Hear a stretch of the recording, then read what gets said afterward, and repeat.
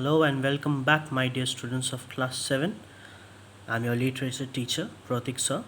Hope you all are too good and enjoying with your family. Hope you all have liked the method of giving exam last week. We'll continue with our syllabus and thus we begin it from today. So get your enthusiasm back and let's start with chapter number 6, smartphones, addiction and gaze. So we all have smartphones, right? And you know the usage of the smartphones. So smartphones have advantages, smartphones have disadvantages. So with smartphones, what are the advantages? The advantages are we can connect to our friends, we can come to social media in hand, we have everything, we can get all the informations, we can store the informations. So these are the usage of smartphones, right?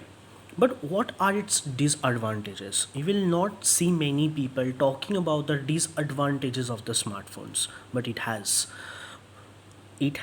many disadvantages. You get weak, it gets health problem, eyes problem, then nomophobia. You can see that. What is nomophobia? It's getting stressed when we do not get the tower in phone, forget our phone, you have kept your phone somewhere, you cannot remember it. Okay, you have put the charge in it, but you have forgot to switch it on. Okay, so these are the facts. When you get tensed, you get worried with your smartphones. So these are called what? These are called nomophobia. So today in this chapter we are going to understand what the smartphones are basically are.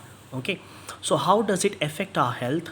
How you should be precaution means you have to be precaution about it. Okay, so let's start. Although smartphones have made our lives easier, more fun, and more social in important ways, there's also a huge downside to this technology. So, the disadvantages of this technology is said here. When we are totally immersed in social media, we miss out on real conversations and are incapable of original and deep thinking. So, this is very true.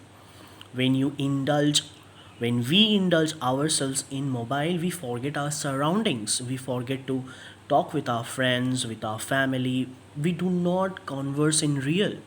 So we are mainly intended towards what? Towards the mobile phone. Just look at all the people hunched over their phones as they walk the streets, or drive their cars, or shop in malls. Observe people in line for coffee, or a quick break from work, or just driving or sitting in a restaurant. So, here narrator is telling us the things that he sees that we also see in our practical life.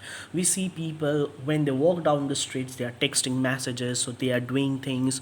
So these are very common thing.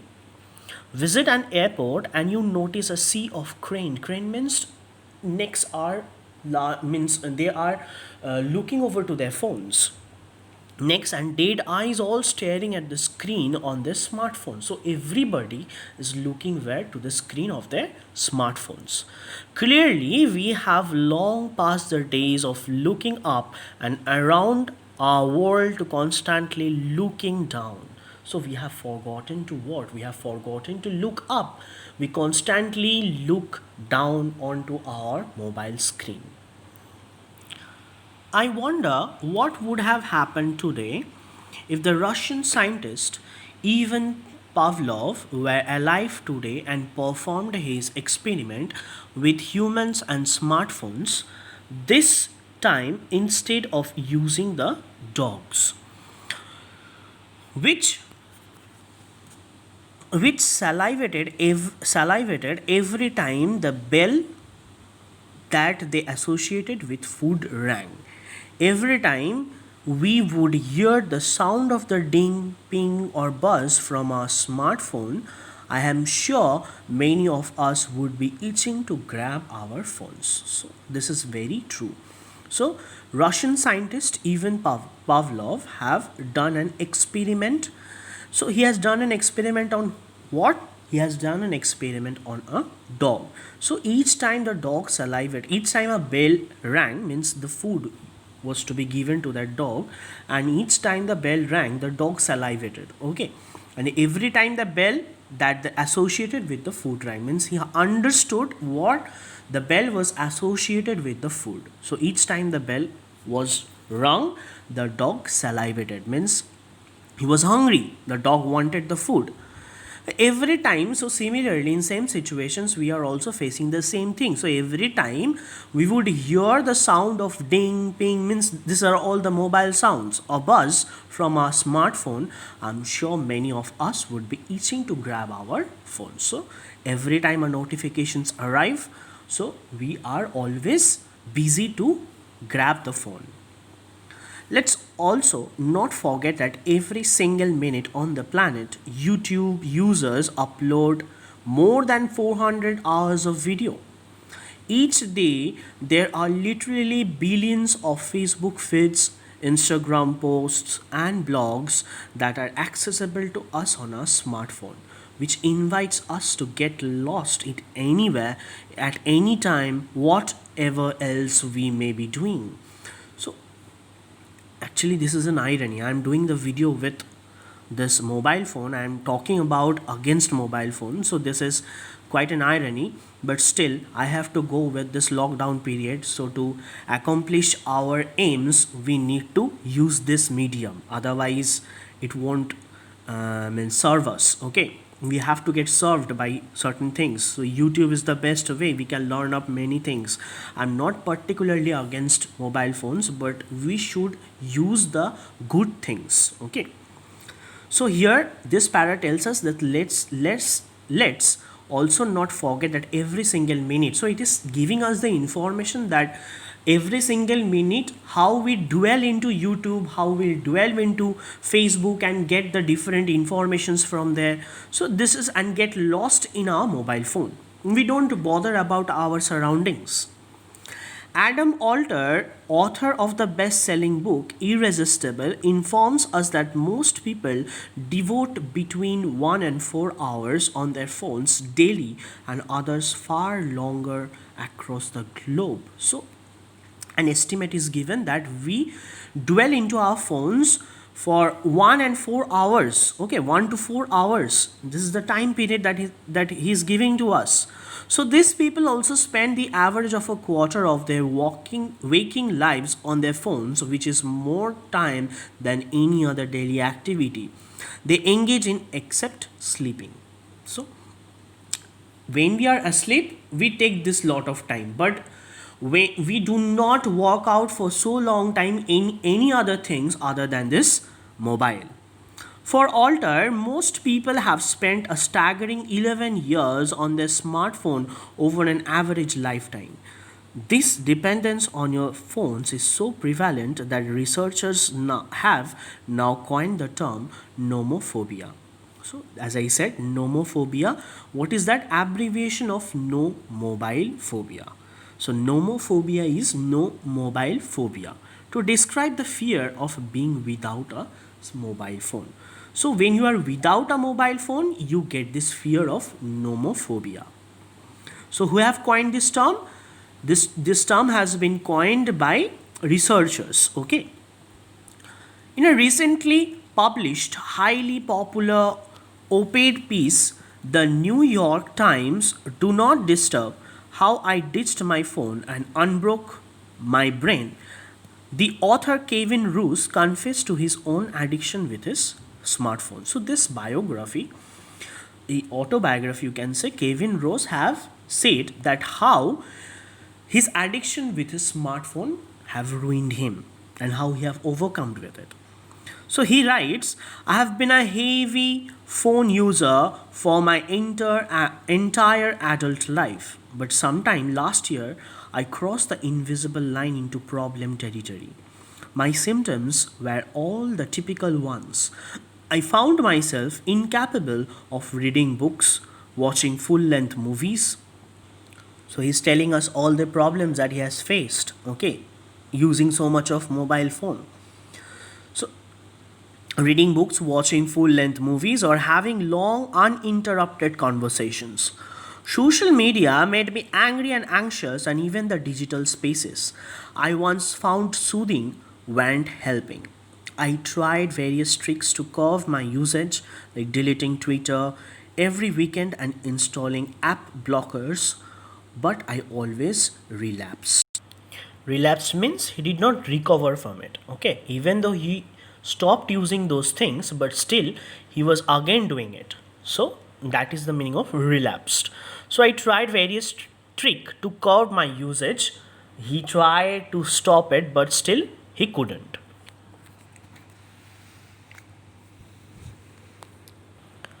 The addiction that Roos is writing about has become a global phenomenon.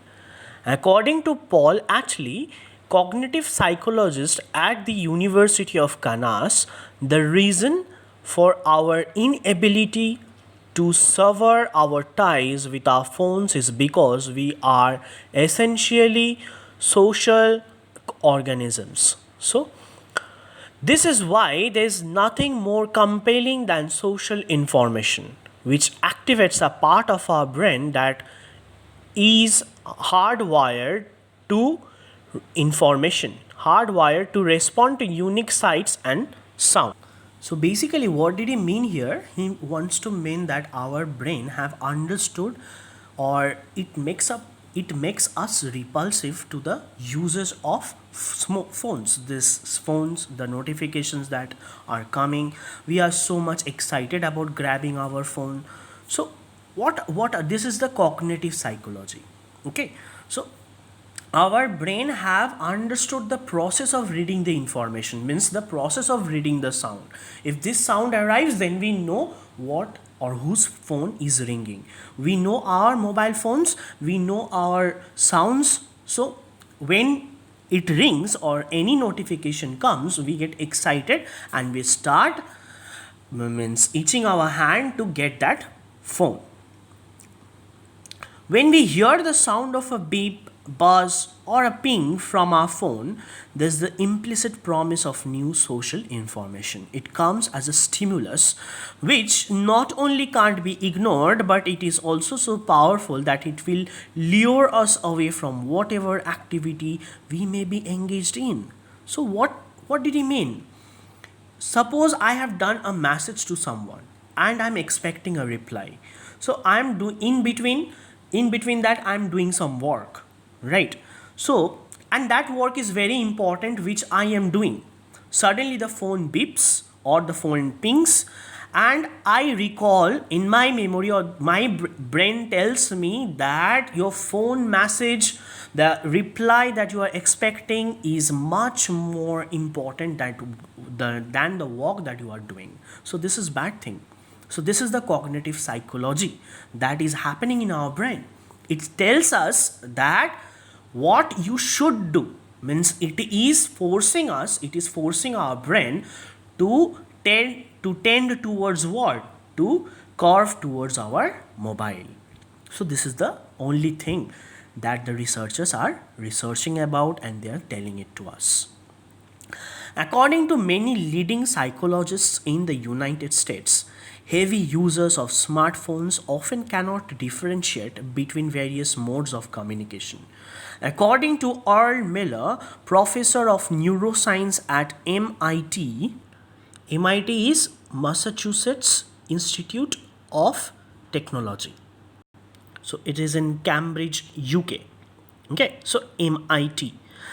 When we are working and using our phones simultaneously, we get distracted, and that prevents us from thinking deeply on the project we are working on. It's a very simple thing. You are studying, you are taking the mobile, so this will distract you. It will break your concentration. Although we may think that we will be able to check a text or mail very quickly and get back to whatever we are doing, we really can't. Okay, so you think that you take the mobile, you will see the message and you will keep it, but we cannot do that actually. Professor Miller says every time you switch your focus from one thing to another, there is something called a switch cost. Your brain stumbles a bit and it requires time to get back to where it was before it was distracted. So, it takes time. When you get deviated from what you are doing, it takes time to return to that same work. Okay, it takes time. Your brain cannot means move you or switch you back to that actual thing from which you moved, okay, very quickly. The worst thing is if we are used to checking our device every few minutes, we may even become susceptible to what is called a phantom text syndrome. When we think we hear a text or alert, but there isn't one. Those of us who think that we cannot disconnect ourselves from our smartphones need to know that technology does make us less effective workers. So it's a very simple thing that technology will bring you down. It will lower down your work capacity. The capacity that you can do will get deviated by this technology. Overuse of smartphones also leads to several health issues. While one major study, which was funded by the National Institutes of Health, associated high social media usage to depression, other research findings indicate that social networking with our smartphones has a very high chance of increasing our anxiety level, both how we compare with other people and about being removed from these devices. Additionally, there are dangers of walking into traffic as one checks his or her messages. So it's very common thing while we are checking. You have seen many train accidents while they have lingered around with their phone. So these are very common thing. There is also a new health problem due to a virtual codependency called tech neck, which can affect many of us since we tilt our head forward 60 degrees to peer at our phones, putting about 60 pounds of pressure on our neck. So we are bending our head, stooping our head down, and that also causes tech neck. There's also vision fatigue, means eye problem and headaches along with insomnia. Insomnia is unable to sleep, which is very common among heavy users of smartphones. So what's the antidote for the problems associated with our smartphones? So what is the solution of it? Now, there are mobile apps that will help us monitor how much time we are spending on the phone each day. Digital wellness is a budding industry these days with loads of self help gurus offering miracle cures for screen addiction. So, in YouTube you can search for all these things that how to lessen your mobile addiction. Okay, there will be several philosophers, there will be several legends who are speaking on it. Some of those solutions involve new devices such as the light phone, a device with an extremely limited feature set that it is meant to wean users of time sucking apps. So you cannot install their time sucking apps. Okay, like many of you play PUBG, many of you play Free Fire, I know that. So these phones will not indulge you in getting into these things. Okay, it will avoid you from any addiction.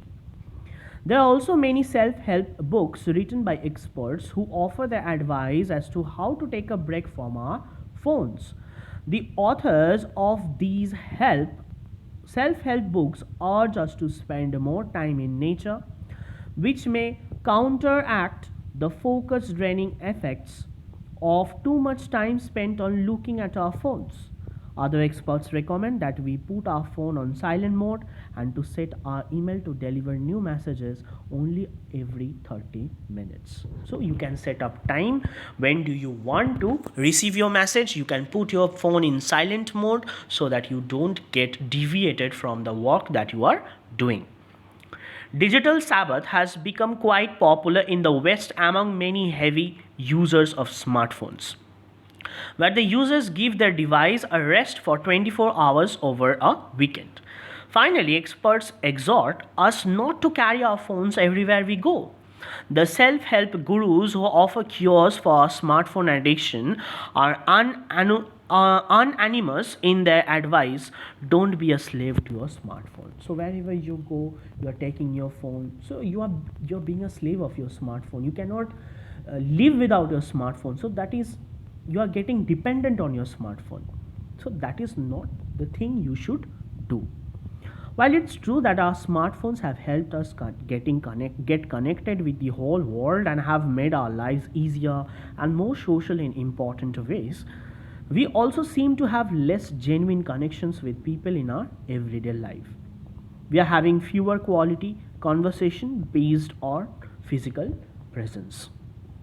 So, even though we call our friends, we don't talk much. Hmm. So, what do we talk? We talk any about hardly 10 seconds, 15 minutes, hardly 10 minutes. So, like this, 5 minutes. It's not one of those important talks that we need. Or do we converse with our friends like 2 to 4 hours like we do when we meet them? No, we don't do it. So, as we have become more technologically savvy, means technologically savvy means we are getting addicted. Technology, without science, without technology, we are nothing. So, technologically savvy, we also seem to have lost our ability to live in the present where we can engage in genuine one on one communication. Okay, so like the talks that you can have in one to one conversation that you cannot do over telephone or over mobile phone. The question is, do we want to live an I life or a real life? I life is technological life or real life. It depends on us. So, do we give more attention to a 5-inch piece of hardware? It's talking 5-inch piece of hardware is your mobile phone in your hand. Okay, so 5-inch piece of hardware with no pulse than we give to humans. So which one do you prefer? Okay, it is written by Ovik Roy.